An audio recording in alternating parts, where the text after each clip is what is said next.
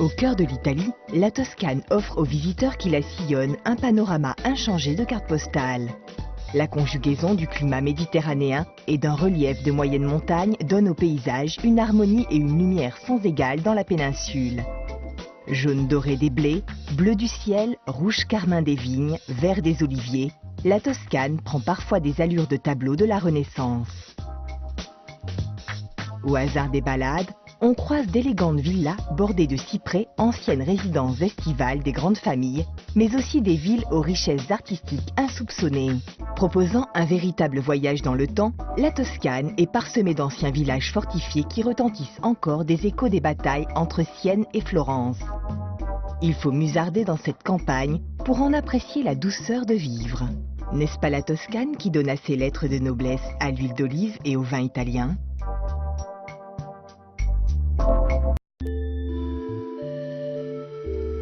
Lorsque le brouillard plane sur les coteaux des vignes, la campagne toscane s'illumine, dégageant une aura mystérieuse. Aux environs de Sienne, l'un des monuments les plus magiques de la région apparaît au détour d'une petite route. Rougie par le soleil couchant, l'abbaye de San Galgano laisse apercevoir ses ruines majestueuses. De l'abbaye fondée en 1201, il ne reste que les murs de l'église, ouverts désormais sur le ciel. Il paraît qu'on y contemple le plus beau ciel étoilé de toute l'Italie. Un peu plus loin se trouve la maison d'hôte Borgo Santo Pietro, inaugurée au printemps dernier.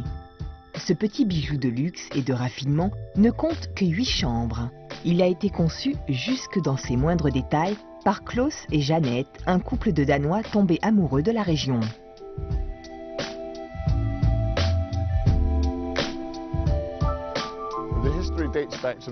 L'histoire du lieu remonte vers 1207, au début des années 1200.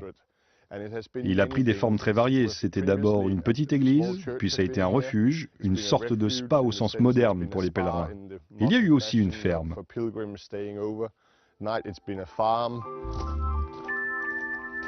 Abandonnée depuis plusieurs décennies, la somptueuse demeure a nécessité 7 ans de travaux pour retrouver sa splendeur d'antan.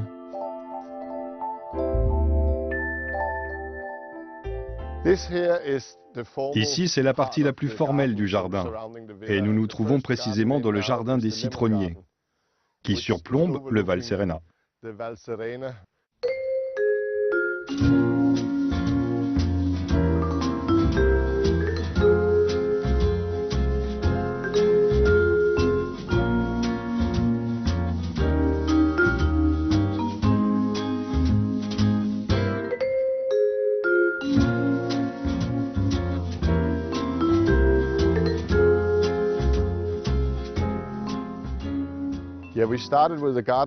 On a commencé les travaux par le jardin parce que nous voulions être sûrs qu'il ait eu le temps de pousser avant l'ouverture au public. Et même si nous avons acheté beaucoup de plantes déjà matures, nous voulions que le jardin ait le temps de s'épanouir. Nous ne voulions pas d'un jardin artificiel comme dans ces nouveaux complexes hôteliers. Nous voulions également créer des espaces séparés pour que chacun puisse trouver son petit coin de paradis.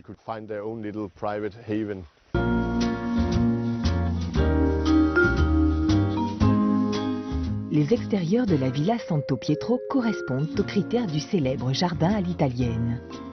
Mis au point à l'époque de la Renaissance sur les collines qui entourent Florence, il se caractérise par une division géométrique de l'espace et par la présence de fontaines et de plans d'eau. Le respect de la symétrie et des proportions illustrait alors l'idéal de la pensée humaniste.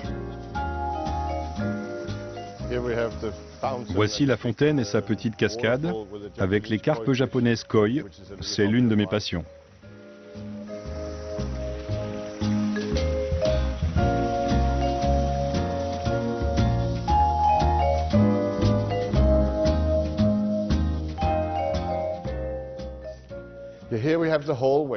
Voici le hall d'entrée qui sert de réception pour nos hôtes. Nous ne voulions pas d'une réception d'hôtel classique. Nous voulions également créer un espace chaleureux où les gens peuvent s'asseoir et se sentir comme chez eux. C'est un tailleur de pierre de la région qui nous a trouvé les pierres sur lesquelles sont gravées les dates importantes de l'histoire de Borgo Santo Pietro.